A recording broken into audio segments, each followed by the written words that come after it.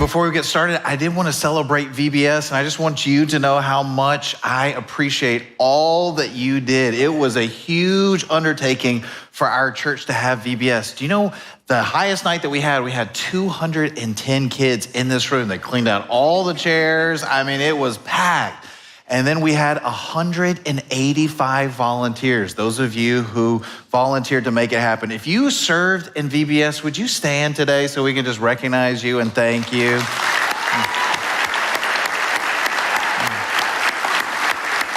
Thank you. You can be seated. Thank you. Many of the people who are serving in VBS are also serving in our kids ministry today. So thank them. Thank Gretel for her and her family and all the amazing work that they did to make that happen. We had 81 of those kids had never been to Star Point Church before. And then my favorite number, which you heard Michelle share, we had 57 kids for the very first time raise their hand to decide to follow Jesus. Yeah, I mean.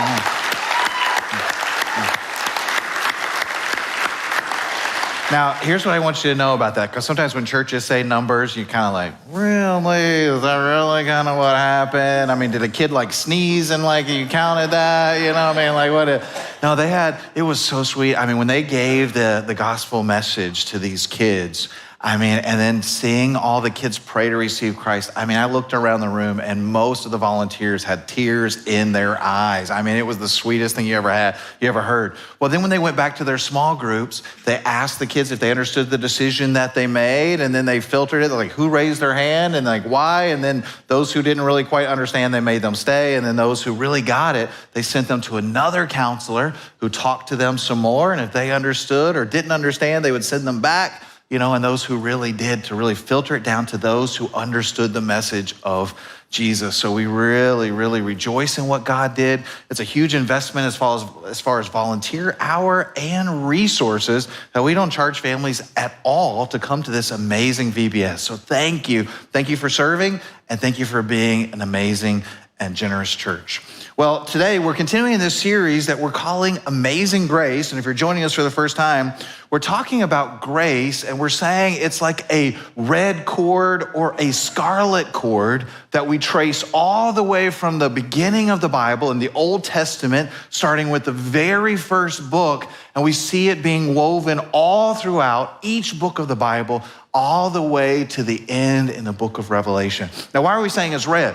Well, we're saying it's red because of what Jesus did for us on the cross. His grace wasn't free. His grace wasn't cheap. It cost Jesus his life so that you and I could experience grace. Now, typically when we think about grace, we don't think about the Old Testament. We think grace didn't show up till the New Testament. But our hope is for you and I to see God's grace clearly shown and demonstrated in the Old Testament, and then for us today. And my hope is for you and I, one, as a church, we would live with more grace towards each other, and that also for those of us who feel insecure, those of us who feel shame or guilt, that you would look at these stories and you would think, man, if God can use someone like that, then God could certainly use me.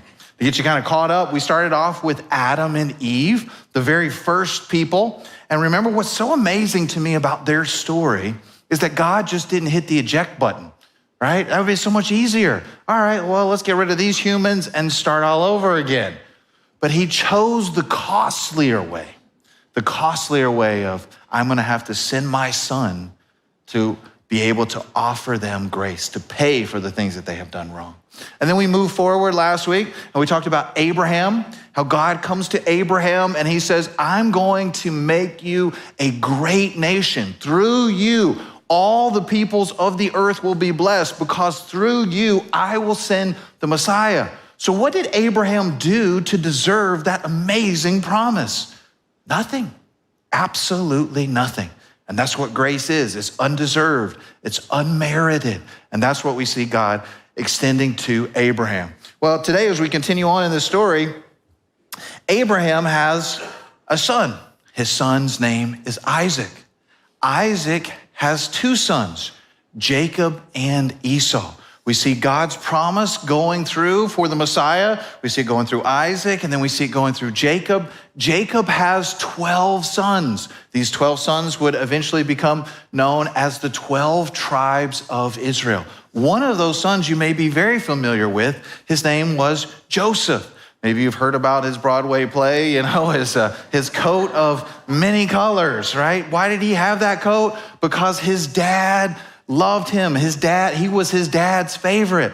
We're not condoning that. We're not endorsing that, but it was his favorite. So he gave him this coat. And of course, being a young kid, he was a little arrogant, and he understood the power that he had with this jacket, and he was his dad's favorite, and he didn't have to work like his brothers did. And as you can imagine, that created a lot of tension and drama in their family. And so the other brothers hated Joseph because they recognized this favoritism that they had. And then, of course, Joseph comes to them and explains some dreams that he had. He said, hey, I had this dream last night, and I saw that you guys were bowing down to me. Not a way to win friends or influence people, right? And so he said, you're going to bow down to me. So they hated him. And one of the brothers said, I've got an idea. Let's kill him. Let's just kill him. And we'll just tell Dad a wild animal took him, and that was the end of it. And another brother said, well, I got another idea. Instead of killing him, what if we sell him off into slavery? And then we don't have blood on our hands, and we got some money in our pockets. And that'd be great. So who knows what happens to our brother? We're not guilty, he's kind of gone. And so guess what the brother's name was who raised his hand and said, let's sell our brother Joseph into slavery. His name was Judah. You ever heard of the Lion of Judah before?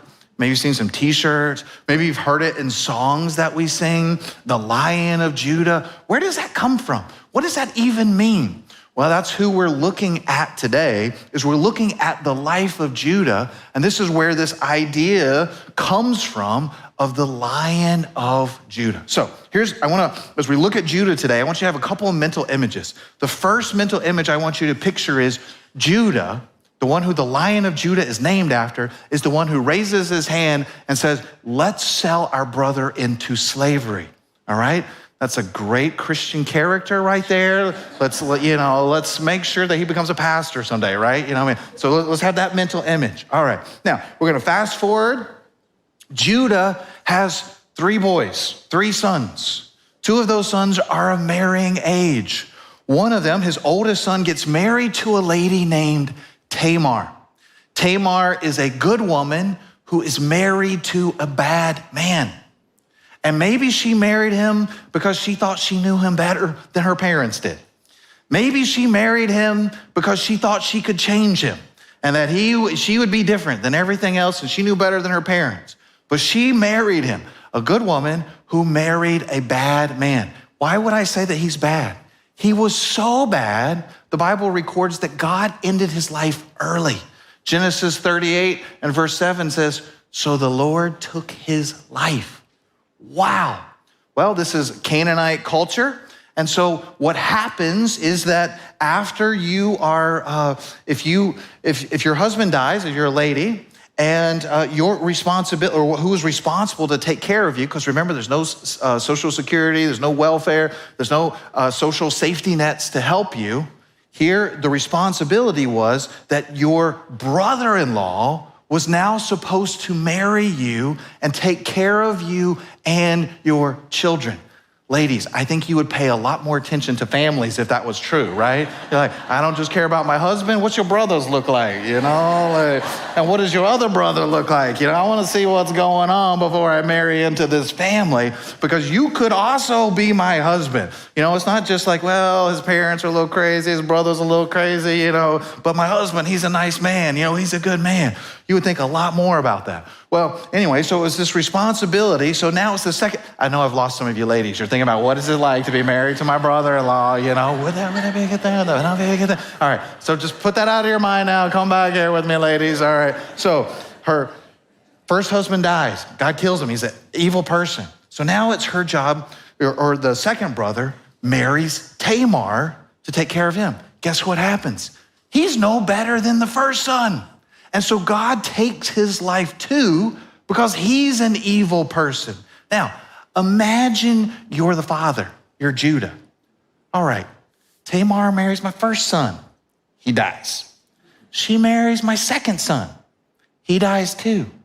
There ain't no way I'm gonna let her marry my last child, my only son. There's no way. She is a man killer. I don't know what's going on, but we're not gonna let that happen. So he sends Tamar back to her family. Said, hey, why don't you go back, live with your dad, your family, and then when my youngest son is older, then we'll send for you and then we'll marry you.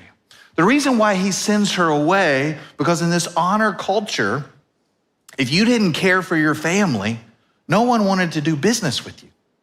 Because as the reasoning goes, which sounds solid to me, if you don't care for your family and you don't care about that, then how are you gonna treat me as a stranger? If you're not gonna honor your family, then how would you honor me in a business contract? So I don't want anything to do with that.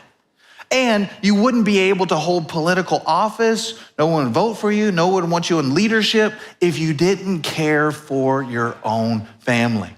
So Judah is saying, listen, I don't want people to know about what's going on, the drama behind the scenes. So I'm just gonna send her out. And then hopefully as the years go by, people just kind of forget about Tamar and everything will be good. And then my son keeps his life and we'll just kind of act like nothing ever happened. Well, some time passes and he says, you know what? Let's go to a sheep shearing festival. Have you ever been to a sheep shearing festival? Me neither. I have no idea what that even involves. So he goes off to another town and you know, if you're on business trips, man, you better be careful. Sometimes when you go on business trips, you think, nobody knows me. I'm away from my community. I can do whatever I want. Who's gonna know? Who's gonna see? Judah goes to this sheep shearing festival, and along the way, he meets what he thinks is a temple prostitute. Not uncommon in Canaanite religions and pagan religions for them to worship a god of fertility through prostitution. And of course, we see this happening all the way up to the time of the Apostle Paul. You wonder why there's so much child sacrifices in pagan religions? Well, it's because you had to do something with the fruit that came from worshiping with the prostitute. So they would sacrifice those children to the gods. And so along Judah, he goes down the road, he thinks he sees a prostitute for this pagan temple. And so he says, you know, how much for your services? And they agree on the price of a goat. The only problem is Judah left his wallet at home.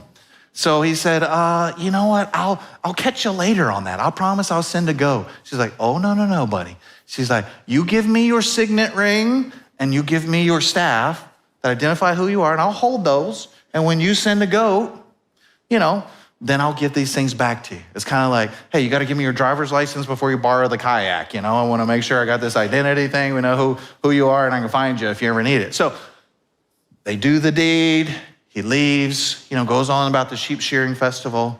And then he sends his servant to bring a goat to pay his debt. They go around, the servant's looking for her, like, have you seen the temple prostitute? They're like, we don't have a temple prostitute here. What are you talking about? We don't have anything like that. So he asks a few more people and he's like, okay, well, we probably better keep this embarrassing scenario to ourselves. And he goes back home and he said, I don't know where she is. So maybe he just makes a new ring. Maybe he makes a new staff and like, again, let's forget about this. Now, something interesting happens. 3 months later, Tamar is pregnant. And guess what Judah does? When word gets to him that his daughter-in-law is pregnant, when his daughter-in-law is promiscuous and bringing shame and dishonor to his family. I mean, we kind of have to laugh at saying that, right? You know, I mean, here she is. Who does she think she is? You know, going around, being promiscuous. And so he demands that she is dragged out and burned alive. Burned alive. He's like, no way are we gonna have this shame. So they call her out, makes this big spectacle. And right before they're ready to burn her, she says, I just wanna let everybody know that I'm pregnant by the person who owns these things. And she produces his ring and his staff. Be like, oh, Gotcha. Oh. And notice it was a turning point in his life. But before we read what he says about this, we've talked about this in this series. We said that we don't live in a grace culture. We live in a cancel culture. Do you know that the cancel culture didn't start with us? That the cancel culture, we see it all the way back in the first book of the Bible. You bring dishonor and shame to our family, we're gonna burn you alive. We're gonna kill you. No grace, just canceling them. And here's something that I think is interesting for us, is that we demand perfection from everyone but ourselves. We see that in Judah, right? Well, my daughter-in-law, she should be perfect. But obviously, he wasn't living that way. So I think we have to ask ourselves a question at this point in the story. Do you demand perfection from everyone else but yourself? Do you demand it from your spouse? Do you demand it from your children? Do you demand it from people that you work with? Do you demand it from your parents? Do you demand it from other people that you don't even know? It's kind of interesting is that I often see, you see all these videos where people are breaking down, pastors or Christian leaders or some other celebrity kind of person. And can you believe this? And they did this and they did all of that. And you say, well, pastor, they are a pastor.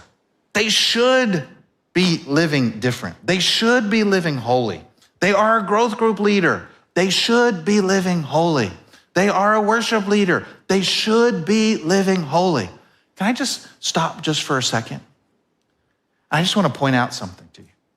We are all called to holiness, irregardless of the position that we hold. Every single one of us. So we can't say, well, they're this person. Of course they should have acted that way.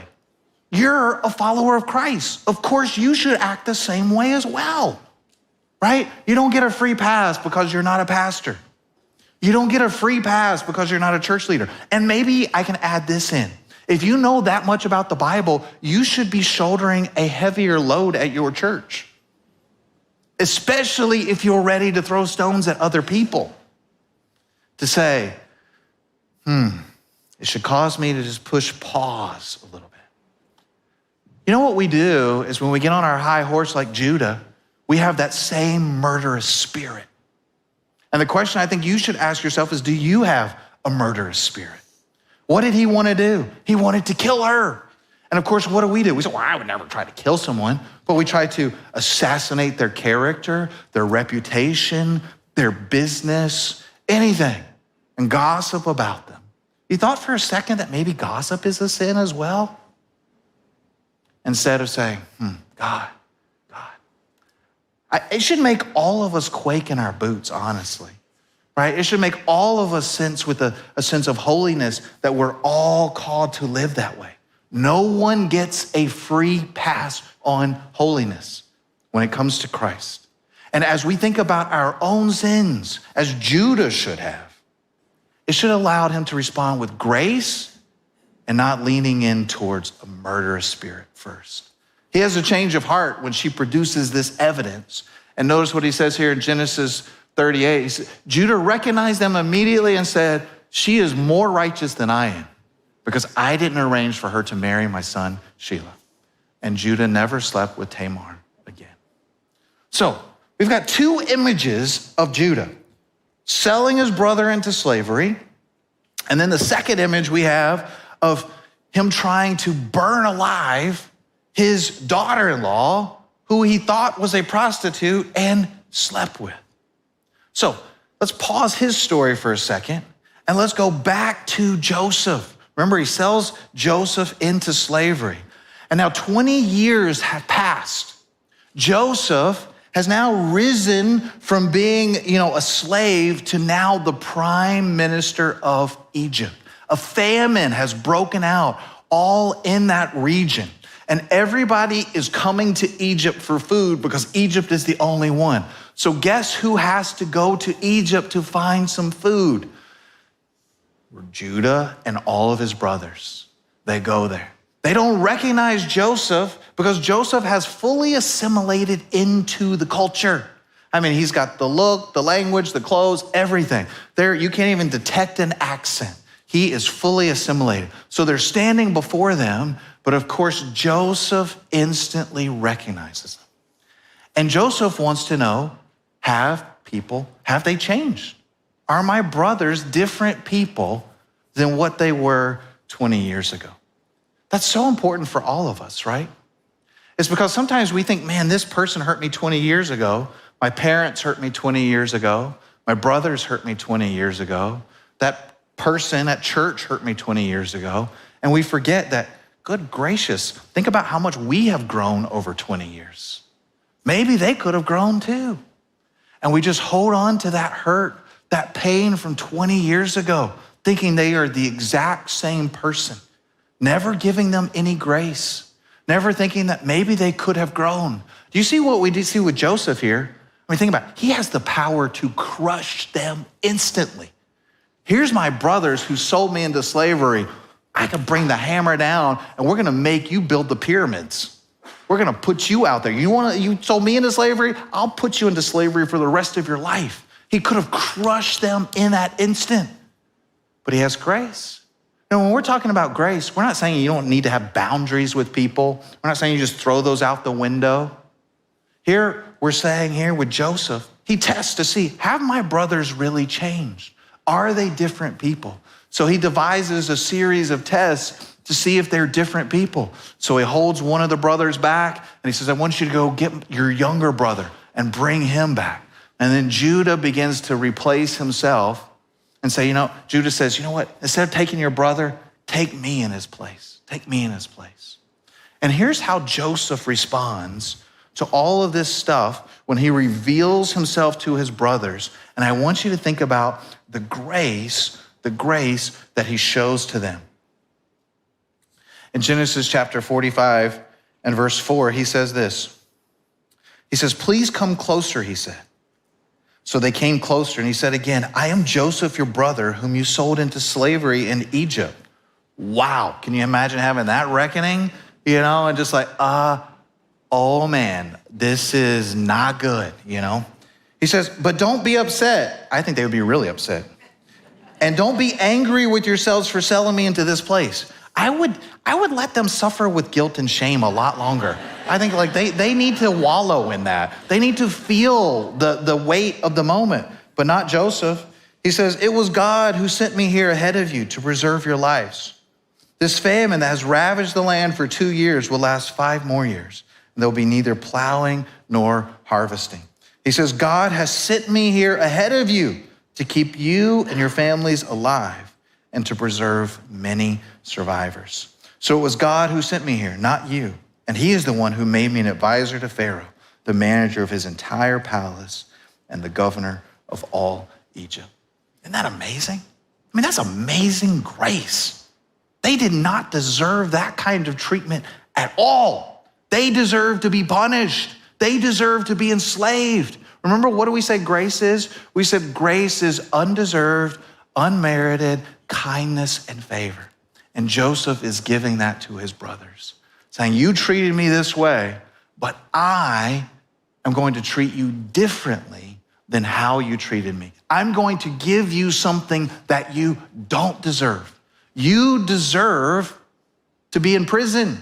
You deserve to be a slave, but I'm going to take care of you, your families, and I want you all to move here to Egypt so you can be closer for me to take care of you. Can you imagine the work that God had to do in Joseph's heart for him to be able to offer that to these brothers who had sold him into slavery? Well, Judah is a changed man that we see through Scripture. And we see as Jacob is lying on his deathbed, remember he's got 12 sons, and he's going to extend the blessing that one of them, their line of the Messiah, would come through. And he reaches out to Judah, and he calls Judah to his bedside. And this is what he said. He said, Judah, my son, is a young lion that has finished eating its prey, the Lion of Judah. Like a lion, he crouches and lies down. Like a lioness, who dares to rouse him? Now notice this. This is the red cord that we see woven through Scripture.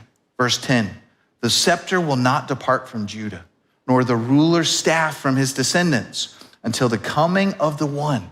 Who's the one? Jesus, to whom it belongs, the one whom all nations will honor.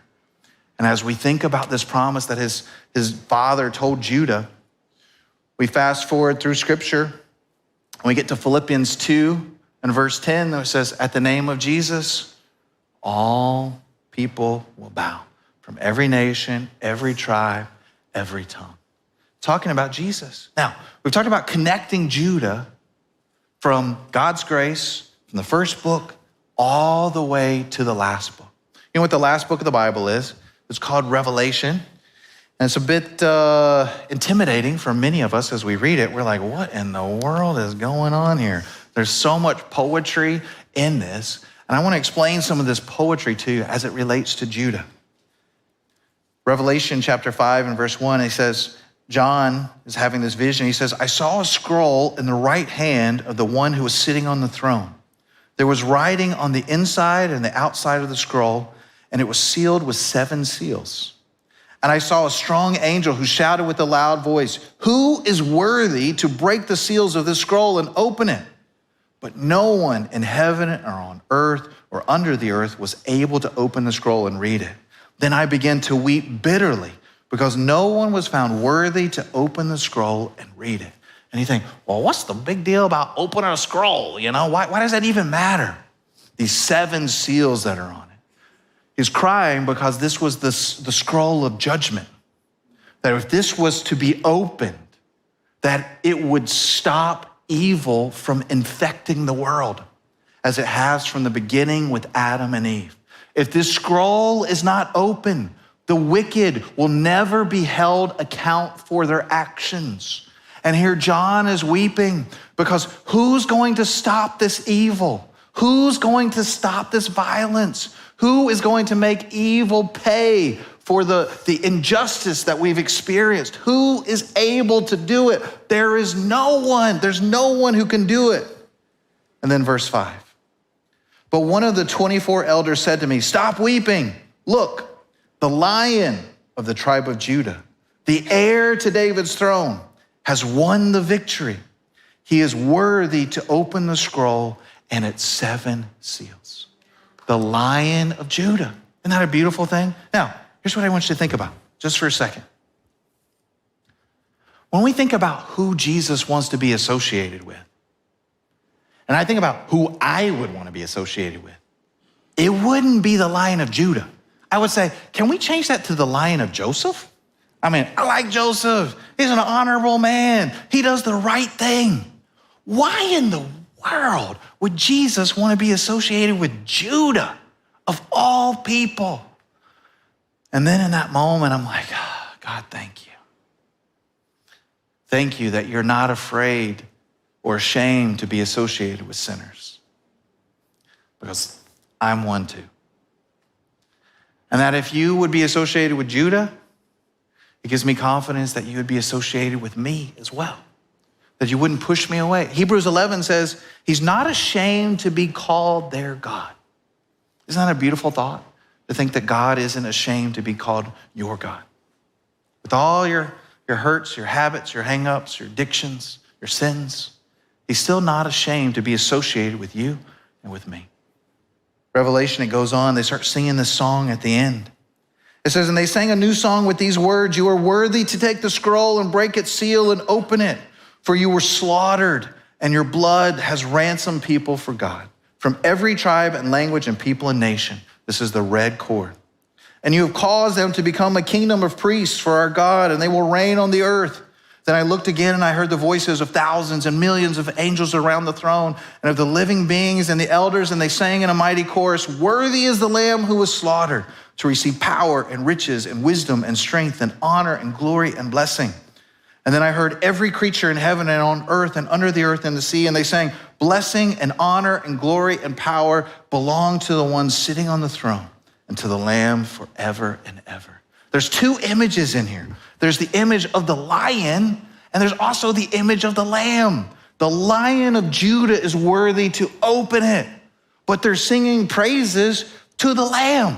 Now that's kind of confusing. Why isn't it just the lion? Or why isn't it just the lamb? The lion represents his strength. The lamb represents his humility.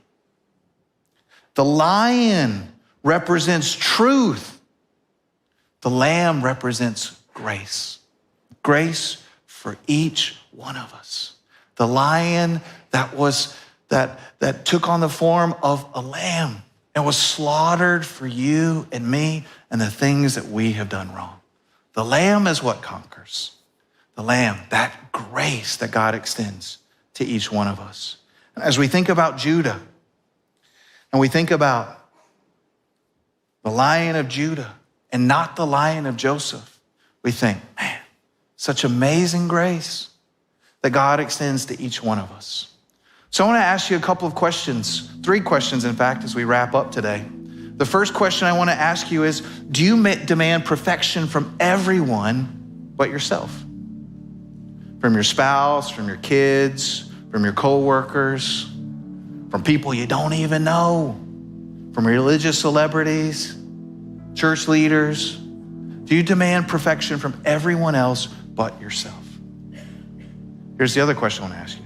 What if you came face to face with your duplicity today as Judah did, accusing someone of the thing that he was most guilty?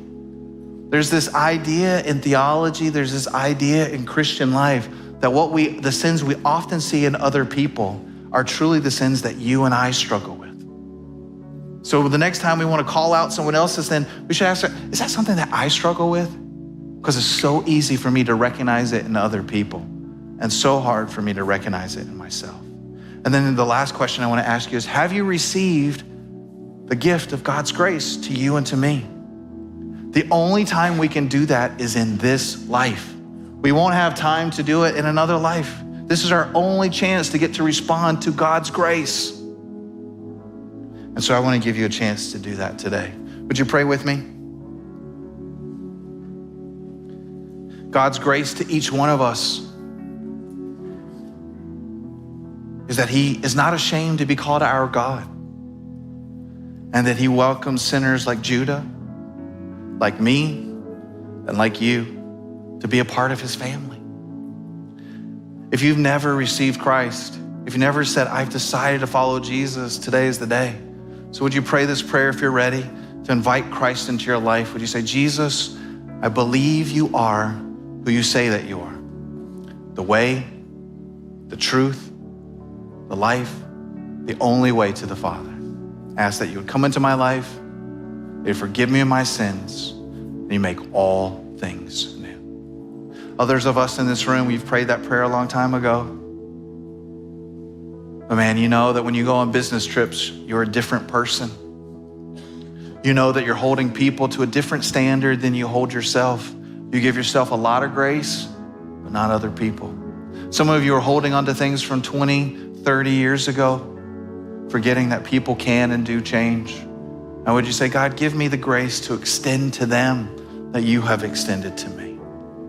Father, today we thank you that you are the lion and you are the lamb, and that you are worthy to open the scrolls and to set the scales right of justice, to end evil, to make sure that evil is always held account, that there will be a day where every score will be settled, and that you are the righteous judge. And we thank you for that we look forward to that. And God, we ask that you would give us that same thing, God, that same thing of truth and grace that we see so clearly in your Son, Jesus.